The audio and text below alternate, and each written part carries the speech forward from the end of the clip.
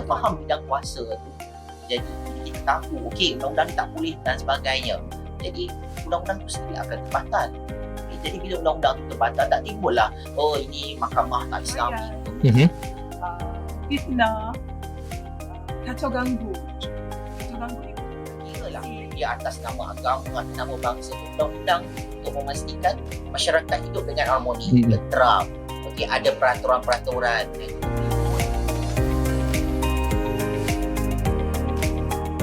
Selamat datang ke Kopi O Social episod 34. Aku nak ucap thank you dan terima kasih korang yang join kita di podcast minggu ni. So minggu ni Kopi O Social kita dah masuk episod 34. Aku bagi tahu korang tadi. Episod 34 ni memang aku cakap dah jauh kat kita jalan. But kita akan keep going minggu ni. Dan minggu ni kita ada tetamu istimewa dari UiTM.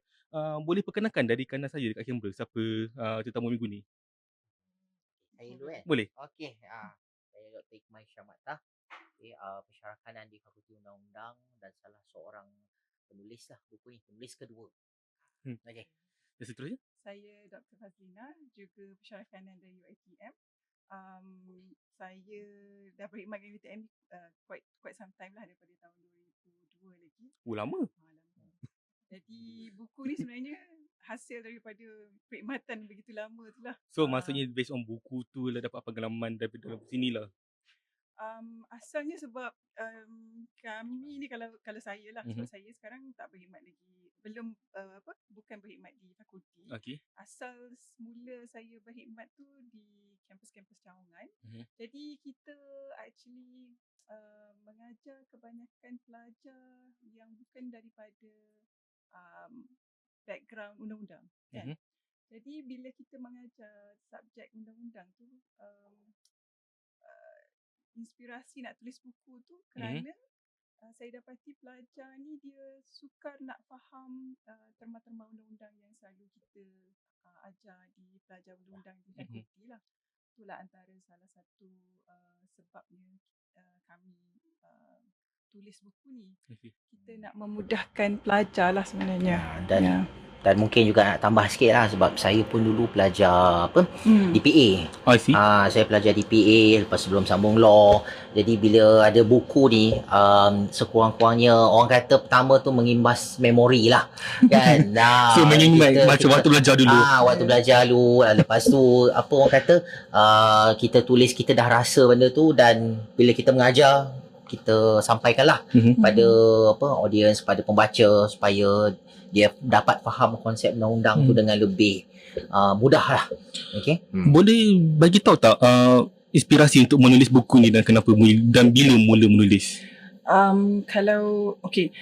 Disebabkan tadi saya kata kami ni, kalau Ikmal pun samalah, Dr. Ikmal pun dia bermula mengajar pelajar bukan undang-undang lah kan? Mula undang-undang. Jadi pelajar bukan undang ni, kita nak mengajar subjek undang-undang ni, dia macam sukar lah mereka nak faham kan. Jadi saya dapati buku-buku yang ada di pasaran agak berat. Berat kan. Jadi kita mula sikit-sikit kita buat nota kita sendiri, kita ajar pelajar ni, kita tengok apa yang boleh kita permudahkan. Daripada situ kita mula buat manuskrip ni lah. Daripada satu semester ke satu semester, so saya rasa dalam 2-3 tahun jugalah baru complete draft yang pertama tu. 2-3 tahun baru complete. Berapa orang penulis masa tu? Asalnya saya mula dulu, lepas tu saya ajak Dr. Ikmal untuk join sekali lah. Dia sebenarnya ada kisah juga bila ajak tu. Sebab masa apa orang kata nak terbit buku tu, saya baru selesai tulis PhD saya. Kira macam dalam gap tu tak tahulah kan, macam kita kena dah momentum nak menulis, so kita carilah approach Dr. Fazlina. Dr. Fazlina kata dia sedang prepare satu draft buku. Jadi kat situ saya jadi penulis kedua, saya tambahlah apa point, apa pandangan, apa semua. Jadi akhirnya buku tu dapat disiapkan. Mungkin masa tu tak siap, saya tahun 2018 dapat siap. Kita buku tu kita macam dapat orang kata dapat sambutan hangat lah daripada pelajar-pelajar kita orang sendiri. Dan rasanya kebetulan lepas tu kita COVID kan. Jadi bila mengajar online ni, buku ni dijual e-book pun ada, bentuk fizikal pun ada.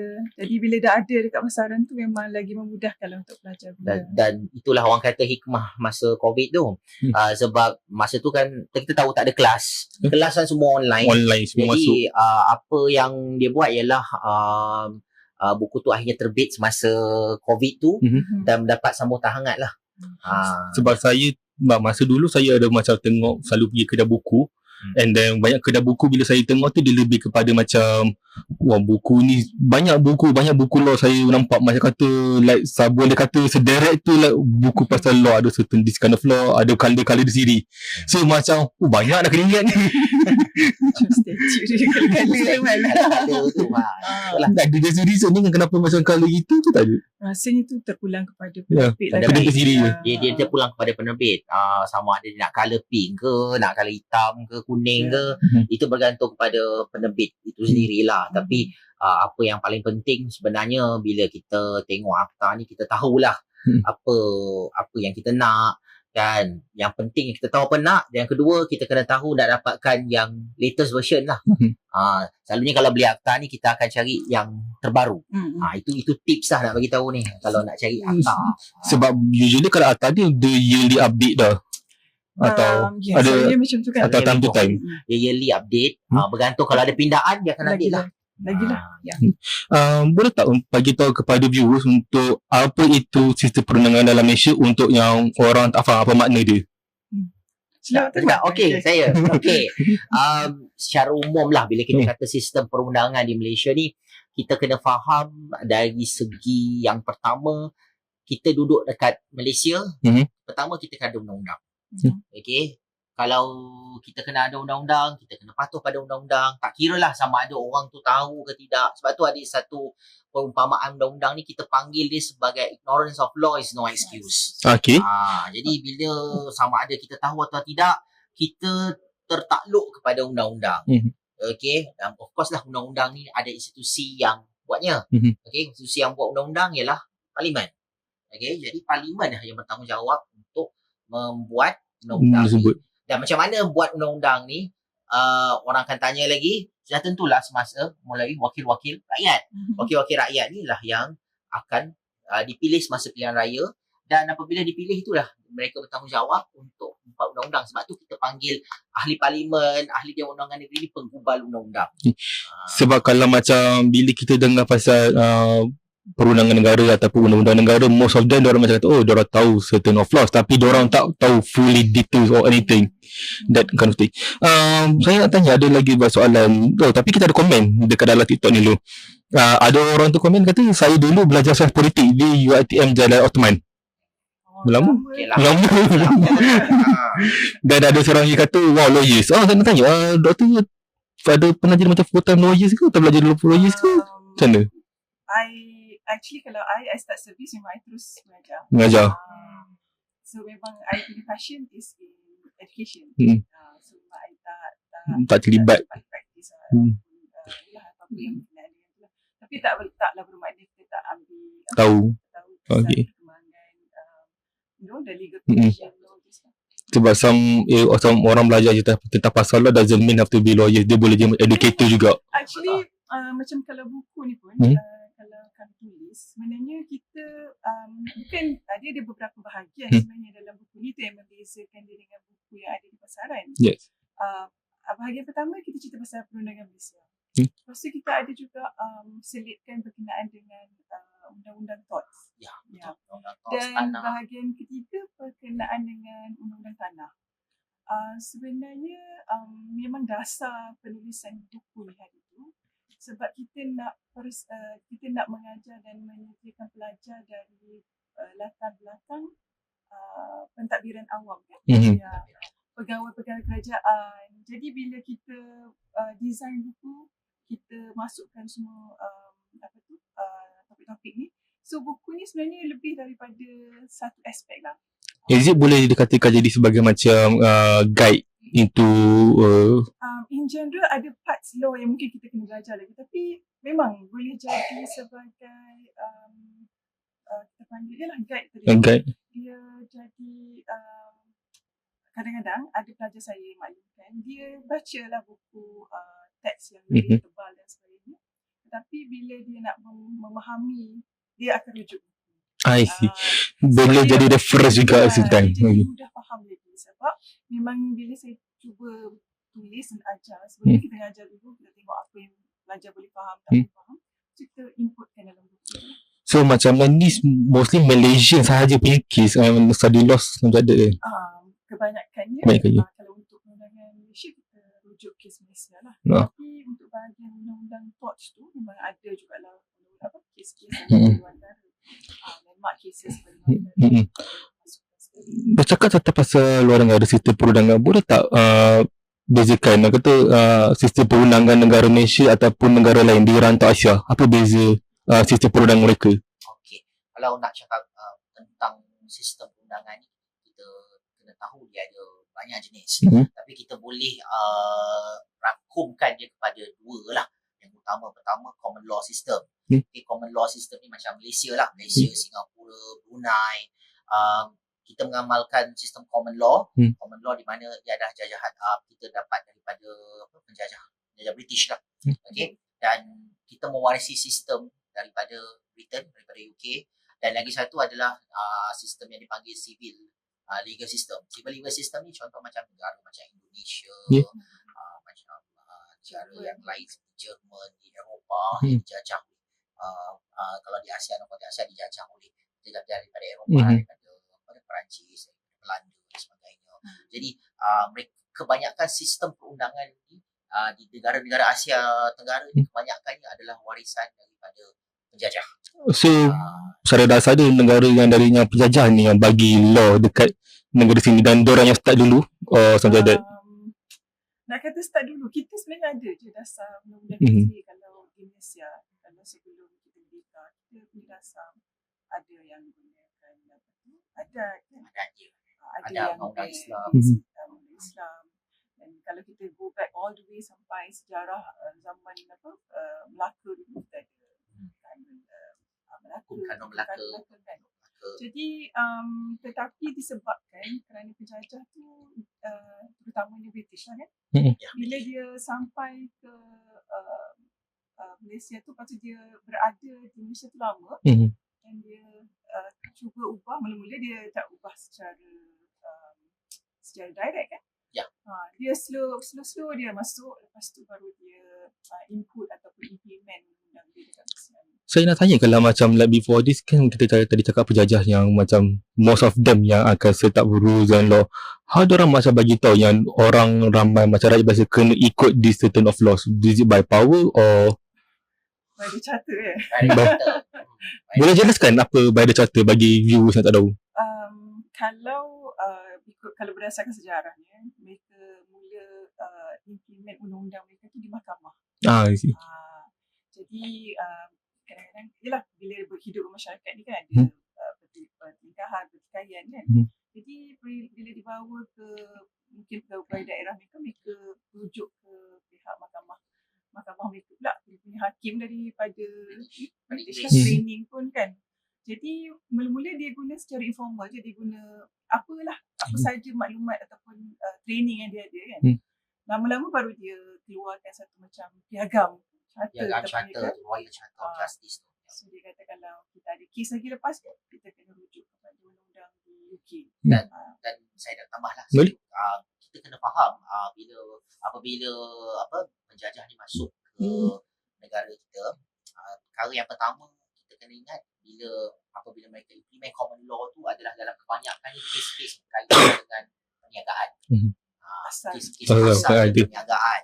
Dan apabila ada konflik pinjam duit apa semua sebagainya, bila tak bayar apa semua, dibawa ke apa yang katakan masa tu ada istilah kita panggil dia macam recorder. Okay, ada istilah kita panggil magistrate dan sebagainya. Jadi masa dimasukkan tu sudah tentulah dibicarakan sejak daripada tahun 1700-1800 dan selepas tu barulah konflik tu masuk ke rakyat-rakyat tempatan dan akhirnya undang-undang Inggeris tu akhirnya masuk ke dalam undang-undang secara baru terpem.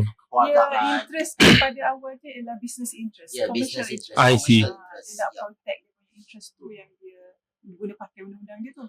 Oh, so that's how it started usually lah. Okay. Kita ada like comment dekat dalam TikTok, ada banyak jugalah. One of the comment kata Westminster Common Law. Westminster Common Law. Westminster tu Common Law is dekat England kan, salah saya. Westminster tu nama tempat parlimen England kan? Dia Yup. panggil dalam kawasan county. Itulah, dia panggil dia Westminster. And then ada orang komen lagi, berapa range gaji lawyer ni? Wow, awal. So usually sebab kita selalu dengar stereotip macam kata gaji lawyer ada yang macam ada yang betul-betul top dollar mahal, ada yang macam kata macam kata a good lawyer, that kind of thing. Okay, personally based on kita kawan-kawan yang dia terpulang kepada expertise masing-masing. I see. Ada lawyer kalau dia litigation lawyer dan dia memang expert, dia akan charge sampai beratus ribu pun ada. Beratus ribu, juta pun ada.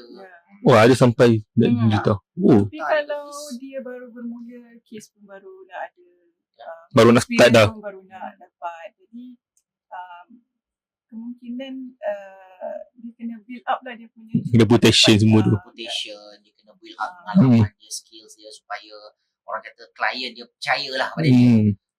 Dia tak ada standard rate kan? Dia tak ada standard rate.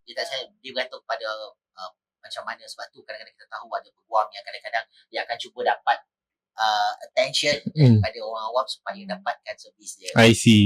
Jadi dia bergantunglah kepada macam mana orang kata mengiklankan diri you, dan dalam masa yang sama Iklan tak boleh, lawyer tak boleh iklan. sebenarnya. Tapi dalam social media tu banyak Banyak ada tak? banyak yang peguam semua kita tahu. Kadang-kadang dia tak iklan secara direct. Mungkin dia cerita pengalaman dia deal dengan kes-kes tertentu kan.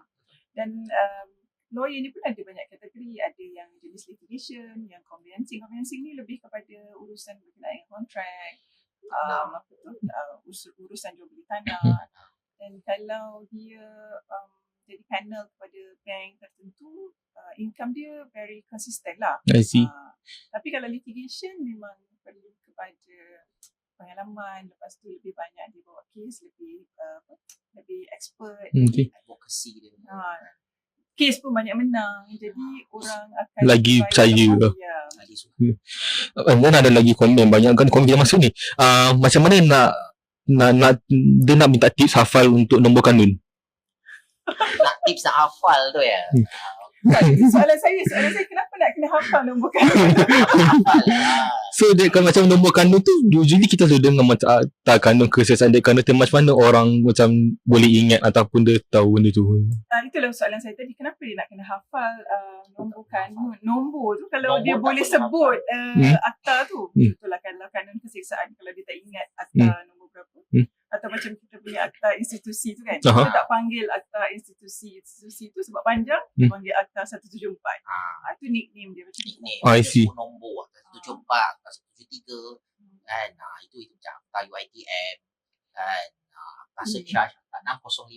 Kita sebut macam tu. Dia tak perlu hafal. Sebab saya kadang-kadang saya selalu pesan kat pelajar saya lah.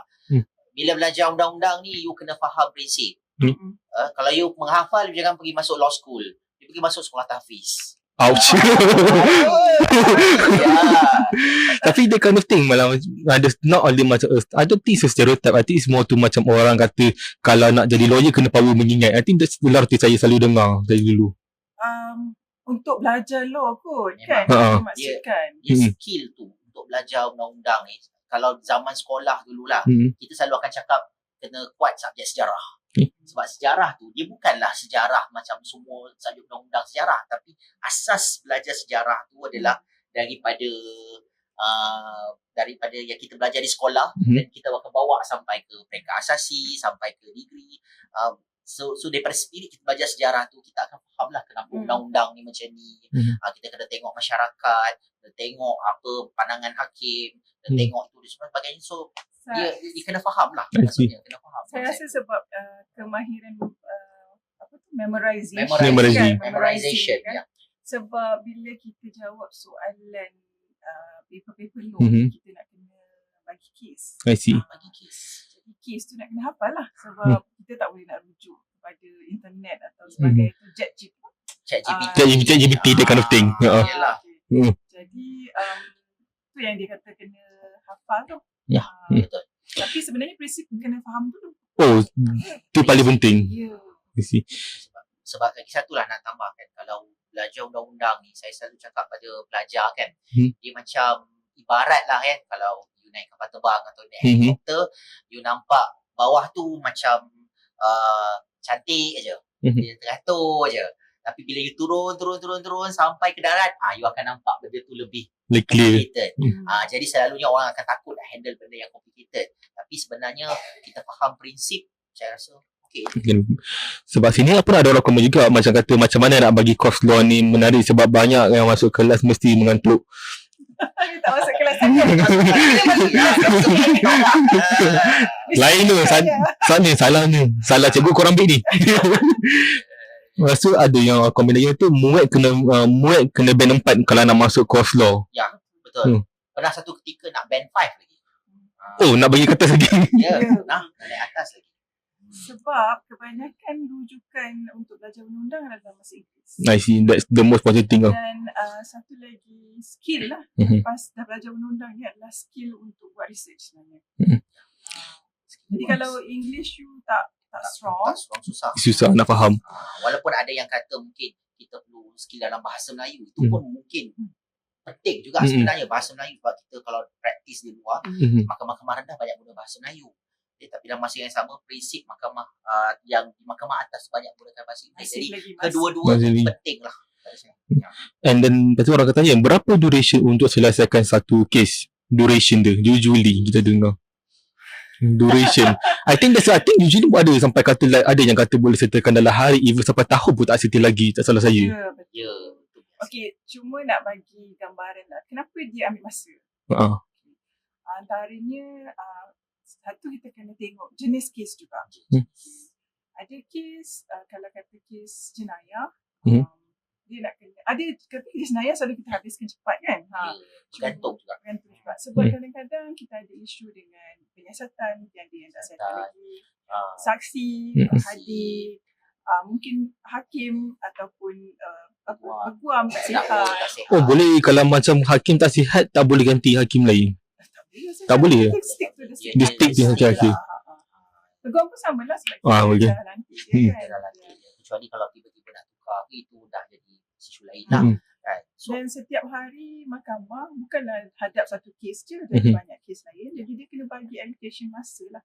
Mungkin kes ni sejam, kes tu sejam. Jadi dan prosedur pun kena tengok juga. Bukan saya rasa ada satu mitos dalam masyarakat kita ni. Kalau kita bawa kes pergi mahkamah, sebab kita tengok banyak sangat K-pop drama semua kan. Kita rasa macam bila sampai mahkamah dia terus bicara. Sebab there's a lot of macam not only macam dekat TV but also macam some internet everything cerita macam kata macam see you in court, that kind of thing. Ayat tu famous. Semua benda tu jadi macam lah ayat internet macam guna sebut for everything. Kalau dia tahu macam mana perasaannya berada di court tu, dia pun tak akan guna istilah see you tu. Sebab dia akan berada, bila kita masuk dalam sistem mahkamah tu, kes tu, selagi tak settle, dia akan mengganggu, mengacau. Kita nak tidur malam pun tak lepas.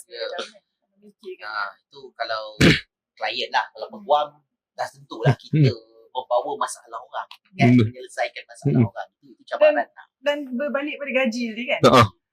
Klien pun tak akan bayar kalau kes dia tak selesai. Ya betul.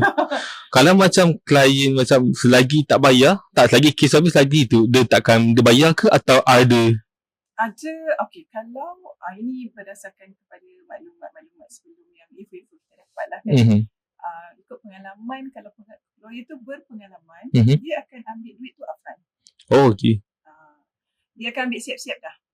Tapi kalau yang baru mula, kadang-kadang dia baik hati, mungkin dia nak bagi installment. Macam tu yang kadang-kadang kena tunggu kes habis, baru dia bayar habis semua. So itulah antara isu bila terlibat dengan profession kewangan ni kan.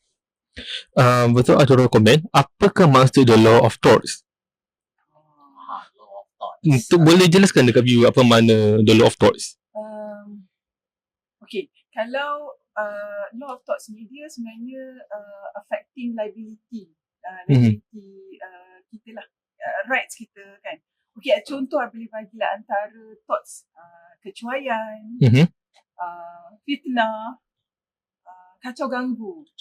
Kacau ganggu ni macam bising, habuk, Mhm. apa lagi? Kita boleh term sebagai kacau ganggu. Public disturbance boleh dikira ke? Boleh juga. Ya. Okay. Lagi kalau berkaitan dengan tanah juga, ceroboh, ataupun ceroboh diri. Ceroboh diri kan, trespass to Trespass to kita punya person. Personal. Contohnya bila kita pukul orang, Ah, ataupun kita nak serang orang, itu adalah bentuk-bentuk thoughts lah. Jadi kalau benda-benda ni berlaku, kita ada juga undang-undang yang benda yang sama dalam undang-undang jenayah. Tapi masa yang sama kita boleh juga bawa kes sivil ke mahkamah sivil untuk saman dengan air perkara ni. so dari kanan tu macam the law of thought ni basically kesilapan orang awam yang selalu buat, or macam general dibuat dah.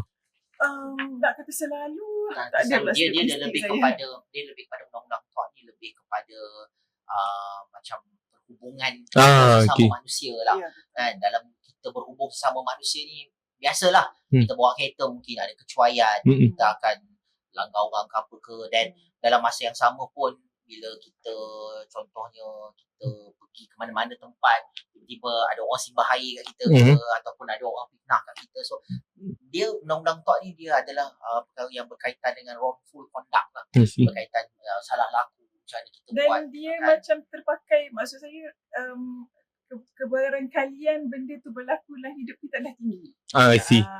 Dia berbeza dengan kalau kontrak kan. Kalau kontrak, kalau kita berjanji dengan orang, ada yang bertulis, ada yang tak bertulis. Ada orang mungkin sepanjang hidup dia tak pernah ada kontrak yang formal dan sebagainya, so tak ada terlibat dengan perkara tu. Tapi macam thoughts ni, ada kemungkinan kita boleh terlibat dalam perkara tersebut lah. Sebab kita ada lagi komen ni berkata ada beberapa hak kebebasan diri bagi orang yang ditahan kerana dicaki melakukan kesalahan jenayah. Bolehkah ahli panel beri penjelasan? Okey, ni berkaitan dengan hak diri dalam perlembagaan ni, kan? Okey. Kalau pertama, kalau kita ni ditangkap. Betul? Okey, ditangkap. So ada beberapa panduan lah untuk para audience semua. Pertama, sebelum kita ditangkap tu kita kena tahu ground kita. Okey. Kita tahu ground ni, kenapa kita nak ditahan.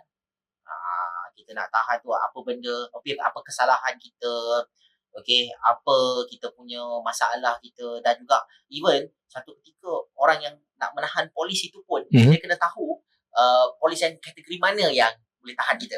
Ada even kita lain. boleh minta kuasa kad, kita boleh minta kalau kita lah, Kalau ada polis trafik, kalau ada polis ke apa ke, kita boleh minta kalau dia nak tahan kita ataupun dia nak ni. And then kalau lah kita katakan okey, saya nak bawa awak pergi balai, awak ditahan gini dan sebagainya, yang kedua ialah awak berhak untuk dapatkan peguam. Nak cakap tentang pasal peguam, macam kalau kita tengok dekat luar negara, diorang kata macam kata kalau diorang tak ada peguam, diorang akan diberikan peguam yang macam kata public defender. Macam Malaysia pun ada sama juga. kita ada peguam daripada Yayasan Bantuan Kewangan. Jadi diberikanlah secara percuma lah kan. Diberikan secara percuma, sekiranya kita tak ada peguam, okey, dan dia boleh mewakili kita, sebab sekurang-kurangnya apabila seorang tu ada peguam, ada legal representative, dia bolehlah present case dia dengan lebih baik. Tentang cakap pasal present case, saya teringat ada satu case yang dulu dalam 80-an yang tak boleh sebut nama dia ke tak, yang dia buat kesalahan dan dia bagi tahu diri dia nak represent diri sendiri, dia tak perlukan lawyer. Boleh ke dia kind of thing? Sebab saya pernah tengok dekat luar negara, dia macam kata dia tak nak lawyer, so dia represent diri sendiri. Saya ada pengalaman, sebenarnya bukanlah ada pengalaman, maksudnya pernah lah melihat orang represent diri sendiri kat mahkamah. Sebenarnya tak ada masalah untuk individu untuk present. Cumanya dia kena berhadapan dengan banyak perkara lah. Dia kena prepare case dia kena handle dengan mahkamah, dia kena nak prepare prosedur dia, borang-borang tertentu, dia nak kena prepare nak cakap apa dengan judge. So saya pernah tengok dalam satu trial, seorang ni dia wakil diri dia. Okay, so bila dia wakil diri dia tu seolah-olah macam dia banyak kerja lah, dia kena buat, dia kena keluar duit sendiri, kena buat research sendiri, kena tanya peguam, itu pun kena tanya by hakim, dan even kalau sebelah sana dia ada peguam dia, you kena face the peguam tu, kena juga. So benda-benda tu, sebab tu saya selalu kata terpulang lah, pada kalau nak wakil diri sendiri boleh, tapi you kena do this work and then boleh lah. Kalau you rasa you tak larat, then balik engage lawyer. Bagaimanakah sesuatu undang-undang itu dapat dihasilkan mengikut keperluan masyarakat? Itu tanya. Macam mana undang-undang tu dapat dihasilkan? Rasanya tadi pun kita dah macam dah jelaskan tadi macam mana undang-undang tu dihasilkan. Rasa okay. Ini kita rujuk balik kepada peranan ahli parlimen. Ya. Ahli parlimen. Jadi kalau ahli parlimen tu dia main peranan, dia bawa isu ke parlimen. Jadi benda tu berbangkit, maka pihak eksekutif, kabinet semua akan take up the issue. In the end boleh ada undang-undang baru lah berkaitan dengan perkara tu. Dan ia pun sebab kita ada komen orang kata dalam drama Korea, diorang berlakon macam hari banyak belajar pasal law dari drama. Ada ke yang macam dalam satu TV series ke macam kata ada yang certain law ni actually macam boleh guna dekat dalam case orang macam kata oh benda ni mustahil berlaku dekat dalam dunia sebenar. Maksudnya yang K-pop ni kan? K-pop ke TV series ke movie Okay. ni? Kalau kita tengok cerita series kan, TV kan, of course lah. Pertama, kita kena tahu yang TV, drama ni semua ada elemen komersial. Okay. Walaupun dia cerita pasal undang-undang, apa sahaja, kita kena faham elemen komersial, elemen dramatik mesti ada. Jadi kalau nak kata 100% apa yang ada dalam gambaran, dalam TV, dalam drama tu tepat, mungkin tak. Mungkin kita kena rasa macam mungkin ada sebahagiannya betul, sebahagiannya tidak. Saya saksikan elemen tu. Tapi selalunya kita akan tengoklah tak tu betul ke tidak. Sebab kadang-kadang ada setengah drama tu dia kadang-kadang buat dia apa? very sensasi lah. Sensasi. Kan? Kadang-kadang superficial. Sebab some ada TV series dulu saya tengok ada yang melibatkan macam menjerit, bergaduh, even macam kata objection, everything macam dramatik. Semua tu macam TV kind of thing. Saya tengok macam kata. Kalau pelajar undang-undang sendiri lah, kalau dia masuk ke mahkamah kan, kadang dia orang pergi attachment ke apa. It's not as dramatic and it's not as sensationalized as shown on TV lah. Kadang-kadang you rasa ya Allah boring je. Kadang-kadang boring je. Kalau tengok trial civil ke apa ke, ya Allah rasa boring je duduk kat mahkamah ni kan lebih keluar. Sebab dia sangat detail perkara tu yang dibincangkan, yang mungkin tak ada kena-mena dengan kita pun kalau kita berada di public gallery tu kan. Kita ada satu lagi komen sebelum ni. Apakah maksud habeas corpus? Sebab selalu habeas corpus selalu dengar dalam kes-kes pendakwaan di mahkamah. Okey, kalau kita cakap tentang habeas corpus, habeas corpus ni ialah permohonan untuk dilepaskan daripada tahanan tidak sah. Katakanlah kalau kita ni apa yang kita katakan ditahan secara tidak sah, okay, kita boleh apply untuk permohonan habeas corpus. Okay, jadi terpulang pada mahkamah lah. Mahkamah akan menentukan lah setelah dia tengok bukti dan sebagainya. Dia akan kata macam okay, kita boleh bawa you ke kita boleh lepaskan you lah. Dia dapat permohonan habeas corpus, jadi you dilepaskan daripada tahanan yang tanpa bicara tahanan yang tidak sah itu. Kita faham habeas corpus itu bukan nak letting sebenarnya. Sebab saya pernah tengok ada satu, sebab saya pernah baca ada satu kes dulu yang macam ada ni kat luar negara yang this guy memang tak salah, tak anything, dia kena tangkap and then dia dah buktikan dia tak bersalah. Keluarga yang si mangsa pun dah bagi tahu, tapi dia still macam hukuman tu dijalankan. And that kind of thing tu boleh dikira ke macam like macam salah in human right term? Sebab benda tu maksudnya macam mana tu kes tu? Sebab this guy dia macam ada macam kes pukul tau. And that mangsa tu bila dia dah kena pukul, mangsa tak nampak siapa pukul dia. Tapi dia macam dia ingat that guy, tapi dia kalau tengok dia tak ada bukti, tak ada anything. But that guy still masuk in jail buat doing times. Ini lokal ke apa? Luar negara. Ini kes-kes yang wrong conviction kot. Based on eyewitness punya testimony. So dia rasa inilah orangnya. Jadi sebenarnya kalau dekat US banyak kes macam ni. Sampai setiap state tu dia kena bayar ganti rugi. Oh, ada ganti rugi. Ya, sebab ada kes yang mungkin dia tahun 80-an ditangkap mungkin atas kesalahan jenayah rogol. Contohnya. Masa tu mungkin kita tak ada DNA tu tak advance kan. Jadi dia beria percaya pandangan mata dia itulah orang yang melakukan kesalahan tadi. Jadi bila dah kita lebih advance, kita ada DNA punya ni, kita check rupanya Bukan. dia apply untuk untuk recheck semua kan bukan. Jadi kat situ lah dia orang tangkap yang kata dapat tahu yang kata yang dimasukkan penjara ni sebenarnya bukan orang yang buat kesalahan. Jadi kena lepaskan. I see. Ada satu drama Korea, ni komen, ada satu drama Korea yang ada attorney yang autism. So possibly ada real life autism attorney. Oh ini mesti attorney Wu ni. Siapa tak tengok macam tu ni? Saya rasa kalau dia very high performing autistic person, Boleh. I don't think that will be a problem. Dan sebab kita kena faham autistik ni adalah dia Ada range. ada range dia, dia different spectrum dia, jadi tak mustahil ada orang yang daripada golongan autistik. Dan yang kita kena hormat lah mereka, kita layan mereka sama seperti orang lain. Jadi, dan mungkin mereka ada kelebihan tertentu. Jadi pada saya itu sesuatu yang lumrah lah. Dan kalau dia cakap pasal peluang, ada yang dan sebagainya, Ada banyak. banyak lah. Sebab macam that kind of thing, sebab ada je saya pernah tengok apa cerita yang doktor yang autism ataupun doktor House bukan autism tapi dia special lah. So that kind of thing tu macam tak terkejut lah bila dia kat dalam dunia lawyer, sebab okay, you pun boleh buat juga benda like this kind of job juga, dan jadi lagi better.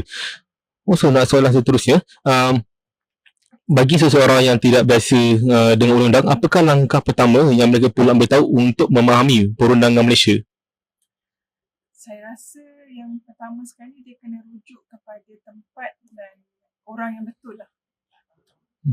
Kalau rujukan tu selalu lah, general speaking, orang biasa ni first thing they do, they will look into the internet gitu kan. Dan dia kena rujuk kepada pembacaan dia, buku contohnya. Dan akhirnya kalau perlu kepada bantuan guaman, kena rujuk kepada peguam. Dia tak boleh simply decide on what to do. Kadang-kadang saya rasa macam baru ni kita ada tengok kes yang dekat social media yang pasal kereta ketuk. Oh, yang kita ketuk yang dekat trak tu. Ya. Yang itu pun sebenarnya saya rasa masyarakat tak faham konsep hire purchase agreement. Jadi itu sebab yang dia pergi ketuk kereta tu, tak kira lah sama ada dia ada kontrak dengan bank ataupun tidak, ataupun dia sambung bayar. Kan kita ada sejenis perangai di mana orang sambung bayar kereta orang lain. Jadi dia tak faham sebenarnya kereta tu masih belum milik dia lagi. Kau tak bagi tahu macam dekat viewer kat luar sana, apa thought process si pemukul kereta tu fikir, like kenapa dia pukul kereta tu, apa yang dia dapat? Sebab itu lah saya baru ajar pagi tadi kelas pasal aggression lah. Saya rasa satu sebab dia begitu sebab dia rasa frustrated. Dan ada juga kan setengah manusia ni dia kata kalau aku tak boleh dapat, kau pun tak boleh dapat. Tapi diorang ni tak faham konsep di mana kalau lah dia lah berkontrak dengan bank, bank tak kisah pun kereta tu macam mana rupanya.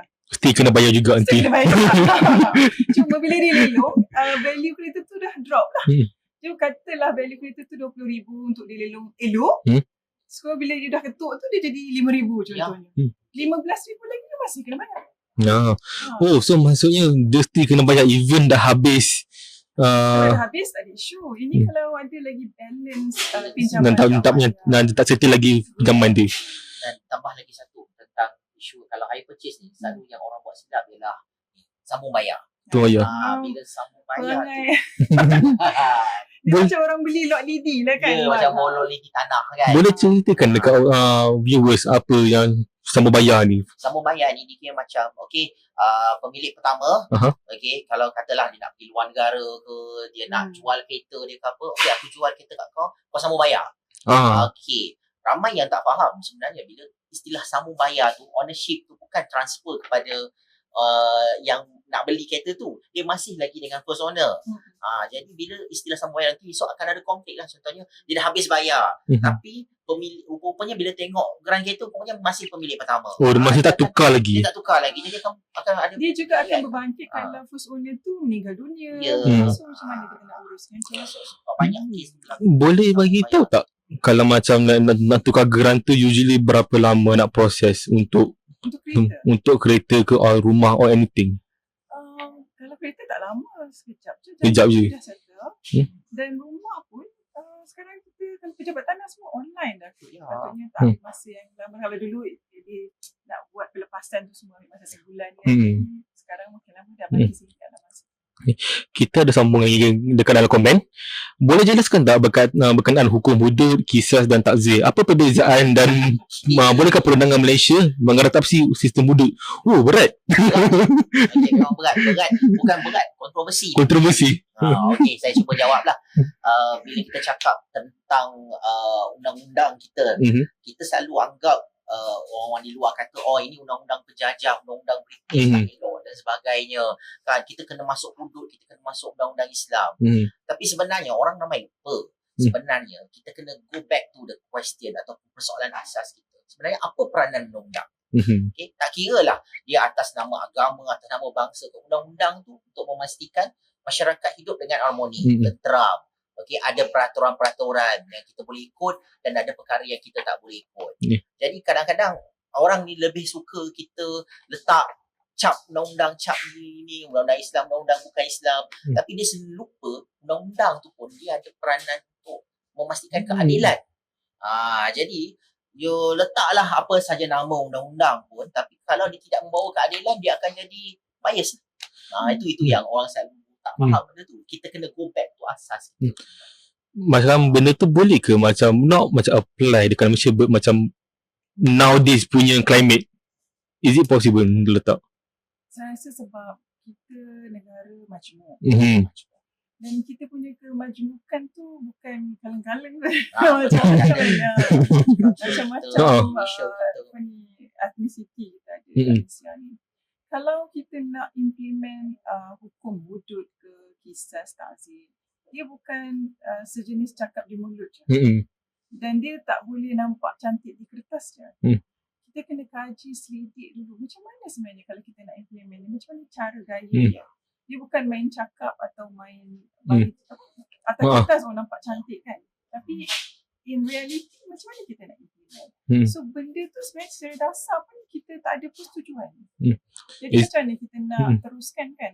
Benda macam tu sebenarnya saya rasa dasar kena sepakat. Kalau tak sepakat, tanyalah soalan ni 1000 kali pun tetap jawapan dia macam tu. It's a fun and games nanti sampai orang tu buat silap kan. Kena. Sebab ada tadi komen, ada tak tips nak pass law school? Ada. Usually kalau macam nak untuk orang nak macam nak habiskan law school atau belajar law school, apa macam ini ada soalan juga. Anak saya pun tanya saya. Sebab anak saya pun belajar law. Dia tanya macam mana nak belajar criminal law. Kata saya, dia kata banyak sangat nak belajar. Saya punya jawapan, begitulah. belajar je lah. Sebab in the end, you have to go through it lah. Macam mana you go through it, it's really up to you sebenarnya. You punya teknik belajar, you punya cara you dapatkan maklumat, cara you faham tentang, kena usaha sendiri. Sebab tak ada orang nak lawyer yang macam cukup syarat ataupun barely like marry out. Well, itu bab belajar. Bila dah habis, practice lain pula. Dunia lain. Kadang-kadang mungkin di dunia guaman, peguam yang mungkin tak berapa skor. Skor dia lebih baik. Tapi dia lebih advance, lebih expert lagi. Sebab dia in term of survival, dia kena survive. Survival skill dia. Sebab bila kita dalam dunia peguam ni, kita lebih kepada bukan sekadar pengetahuan undang-undang, tapi skill nak handle orang, nak dapatkan networking. So dia ada banyak aspek yang kita kena lihat. Ada kelebihan masing-masing. Tak semua sama, semua lain. Kita ada sebuah banyak komen daripada ni. Berkenaan isu harta tanah pusaka pula, kalau CA membeli tanah, CB membeli tanah DB, ini kena buat disclaimer. belum sempat CA dan CB sediakan dokumen. CB tu pemilik tanah meninggal dunia. So maksud dia kata kalau harta pusaka ni, kalau CA membeli tanah dia beli tanah dekat CB, kalau boleh sempat CB tu dan sediakan dokumen, CB tu boleh dikira ke untuk macam jadi pemilik sebagai tanah yang baru sebab owner CA tu meninggal dunia? Sebab kita selalu dengar macam kata kalau pasal tanah atau pusaka dalam keluarga, usually is like very popular. Dia sebenarnya kalau kita faham konsep pemilikan tanah ni, the idea is registration. Kena ada pendaftaran, nama kena ada dalam grant. Selagi nama itu tidak ditukar, dia tetap pemilik yang pertama. You pusinglah macam mana pun, Kalau pemilik pertama. kalau owner tu like meninggal, Okey, kalau owner tu dah meninggal, sudah tentulah dia akan ada proses tukar nama. Orang kata kalau ada siapa yang belajar law of succession lah, kan, undang-undang trust kan, dia akan adalah okey, siapa pentadbir hartanya, siapa nak transferkan harta tu kepada apa. Jadi proses ni jadi lebih complicated. Sebab tu asas tu kita kena faham. Pendaftaran. Dan juga kalau ia melibatkan transfer sebenarnya lebih baik ada peguam yang nak handle semua. Sebab kita selalu sangat dengar, not only dalam TV or filem, dalam dunia sebenar pun ada kes pasal tanah, pasal harta, pasal will. Memang boleh kata dah jadi stereotype. Itu ada sambungan lagi. Bagaimana progres enakmen hukuman undang-undang jenayah syariah Kelantan yang kebanyakannya telah terbatal? Okey, ni topik kemaran ni. Ni sebenarnya. Okey, kita kena faham pertama, kes tentang enactment jenayah syariah tu, kita kena faham apa-apa sahaja undang-undang di Malaysia, undang-undang paling tertinggi siapa? Apa dia? Undang-undang tertinggi adalah Perlembagaan Persekutuan. Jadi negeri mesti ikut Perlembagaan Persekutuan. Kalau negeri boleh buat ni, okey, persekutuan boleh buat ni. Dia ada dia punya bidang kuasa. Jadi bila kita faham bidang kuasa tu, jadi bila kita tahu okey, undang-undang ni tak boleh dan sebagainya, jadi undang-undang tu sendiri akan terbatal. Okay, jadi bila undang-undang tu terbatal, tak timbul lah, oh ini mahkamah tak Islami ke benda sebagainya, sebab isunya adalah bidang kuasa. Negeri ni federal ni. Jadi kalau kita faham benda tu, tak timbul lah orang kata persoalan kata kenapa ni menentang Islam dan sebagainya. Sebab ramai orang selalu cakap ni mahkamah ni liberal lah apalah semua kan, tapi sebenarnya benda tu tak sangat-sangat tidak tepat. Sebab kita kena faham fakta kes macam yang berlaku dalam kes ni Alin kan, kes yang Kelantan kan, itu adalah lebih kepada bidang kuasa. Bidang kuasa ni negeri ataupun persekutuan, dia kena tahu benda ni. Dia tahu benda tu. Dan sebenarnya bila dah jadi sedemikian, sepatutnya kerajaan negeri dan kerajaan negeri lain kalau ada terlibat dengan membuat perkara yang sama, kena ambil langkah proaktif lah untuk buat sesuatu berkenaan dengan enactment masing-masing.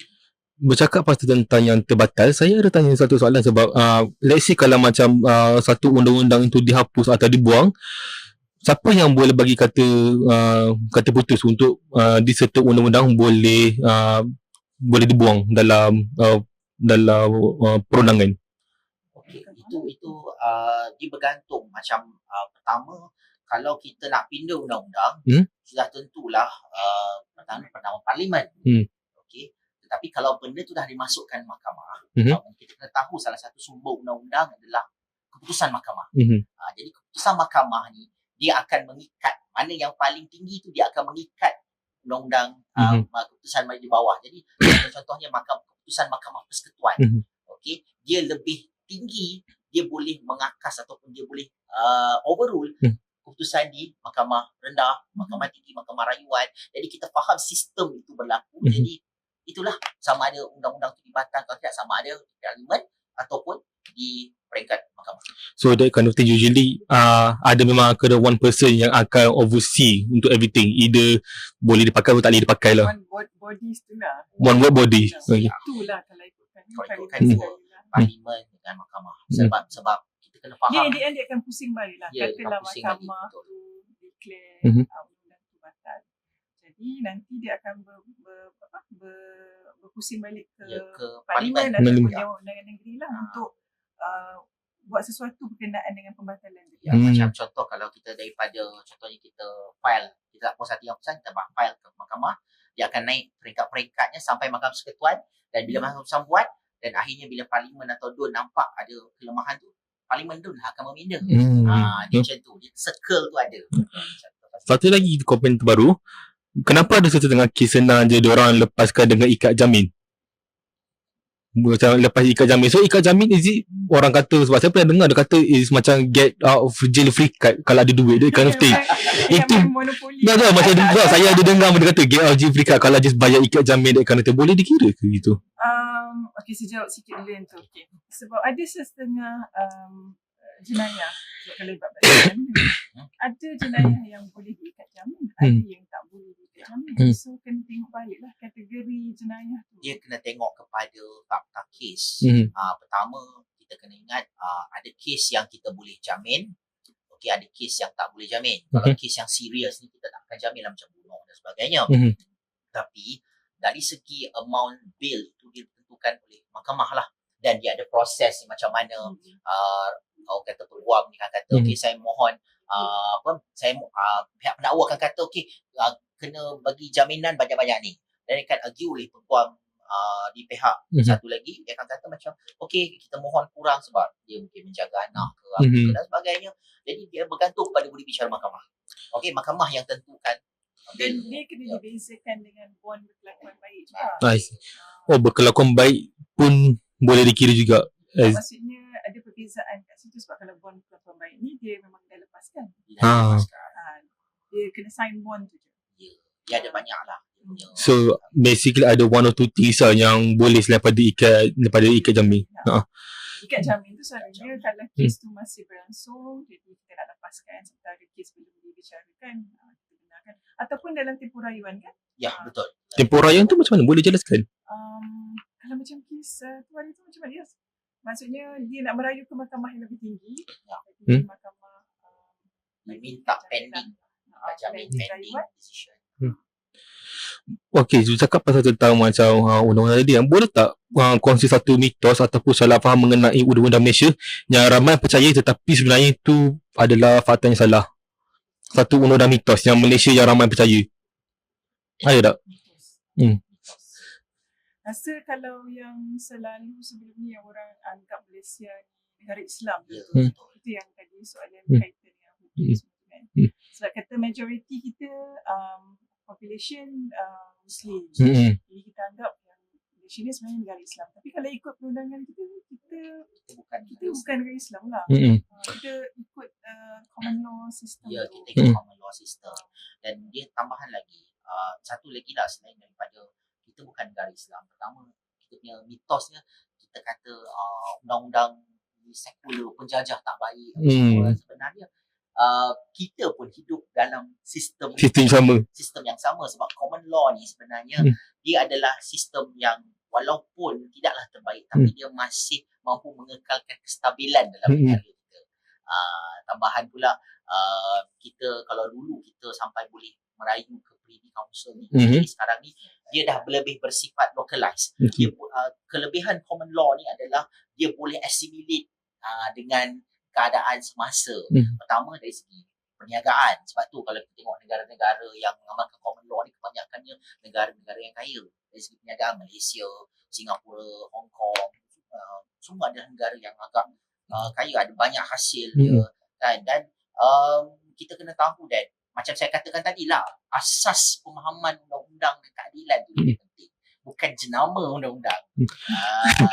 Okay. Sebelum kita habis cerita, ada satu lagi soalan daripada komen. Kes cerai tengah trending sekarang, apa pendapat doktor? Kes cerai tengah trending. Sebab kes cerai tengah trending sebab sekarang ni saya rasa faham sebab before this sekarang ni pun macam kata ala kes banyak bercerai. Ala kes macam kata ada certain law kena buat. Contohnya saya dengar prenuptial. Apa tu? Boleh jelaskan? Prenuptial agreement ni kalau di luar negara, sebelum kita kahwin kita tentangkan agreement ni. Kalau kat Malaysia saya rasa kita boleh bandingkan dengan taklid. Okay. Tapi taklid di Malaysia ni terlampau standardized. Kita baca je. Kita tak boleh add kita punya term sendiri.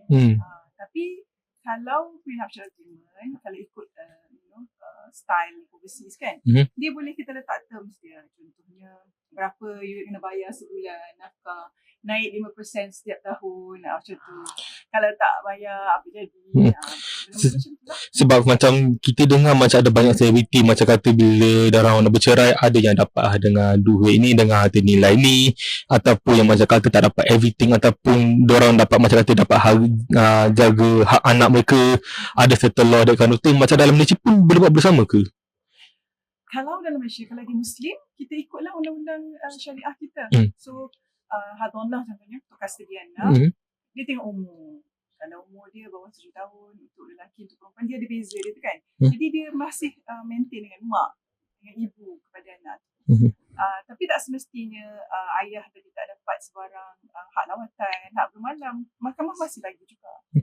So that kind of thing yang macam kata orang kena faham macam before kahwin pun dia kena tahu apa yang boleh buat dengan tak boleh buat. Sebab kalau let's say kalau macam bercerai, dia orang bukan bagi macam mahkamah biasa, dia bagi mahkamah syariah terus, right?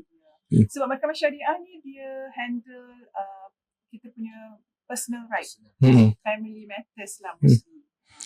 Okay, sebelum kita tamatkan podcast kita minggu ni, ada kata-kata terakhir untuk mereka yang mahu membeli buku ni dan untuk mereka yang mahu masuk dalam dunia pemahaman undang-undang negara. Okay, saya dulu ya. Okay, saya rasa untuk buku ni sudah tentulah yang pertama dia sesuai untuk pelajar-pelajar. Okay, pelajar-pelajar ataupun orang perseorangan yang nak tahu tentang undang-undang. Dan saya kira sekarang nak berkongsi lah sini. Tahun lepas apabila saya pergi program berkaitan dengan OKU, ada jurubahasa isyarat sampai kata nak beli buku ni sebab kata apa, buku ni sangat bermanfaat dan boleh menjadi panduan untuk mereka gunakan untuk bahasa isyarat, untuk faham konsep undang-undang dan sebagainya. Saya rasa itu satu orang kata penghargaan lah. Saya rasa terharu lah bila ada yang kata tu, saya nak beli buku ni sebab nak faham konsep undang-undang. Jadi dia hanya bukan sekadar untuk pelajar tetapi juga untuk mana-mana pihak, untuk orang awam lah. Untuk mereka yang nak tahu lebih lanjut tentang pasal undang-undang. Untuk tahu, ada kawan saya siapa sampai kata teks nak buku ni pun ada sebab dia rasa macam daripada buku ni dia faham lah aspek undang-undang. Even orang yang tak pernah belajar undang-undang tu dia boleh faham apa yang kita ceritakan dalam buku ni dalam bahasa yang mudah. Okay, kita tak meminggirkan prinsip undang-undang. Prinsip undang-undang tu ada case, section, akta semua, perlembagaan semua ada, tapi kita bagikan pemahaman yang mudah. Sebab kalau ni nak advance, dia kena pergi ke buku yang lebih advance lah. Kita akan cadangkan buku yang lain lah. Doktor? Ialah sama macam apa yang Dr. Iqmal cuba sampaikan. Sebab buku ni memang asalnya memang kita guna pakai untuk pelajar. Memang kita kita draft manuskrip tu untuk pelajar. Tapi bila dah terhasil ni, saya rasa memang lebih ramai orang boleh pakai. Tak semestinya pelajar je. Pentadbir, orang kerja kerajaan pun semua boleh pakai. Sebab kita memang summarize semua pasal sistem perundangan Malaysia, termasuklah eksekutifnya, legislaturenya, judiciary-nya, mahkamah kan. Dan kita masukkan juga berkenaan dengan torts, kita masukkan pasal land law. Jadi benda tu semua sangat membantu kalau untuk orang awam baca dan dapatkan maklumat pasal perundangan kat Malaysia lah. Jadi kalau anda yang nak mendapatkan buku ni di e-book kami, anda boleh dapatkan di myneps.com dengan bertajuk Principle of Malaysian Legal System dengan harga RM39. Dan kalau anda nak tahu lebih lanjut, anda boleh pergi ke website kami ataupun pergi ke penerbit UiTM untuk maklumat lebih lanjut. Jadi terima kasih doktor kerana jumpa podcast kami minggu ni. Banyak kami belajar minggu ni pasal tentang law, dengan apa yang boleh buat dan tak boleh buat, dengan ada yang tanya pasal gaji pun complete package. Sebab dengan ada banyak stereotip yang kita selalu dengar, maybe ada orang clear dengan tak clear.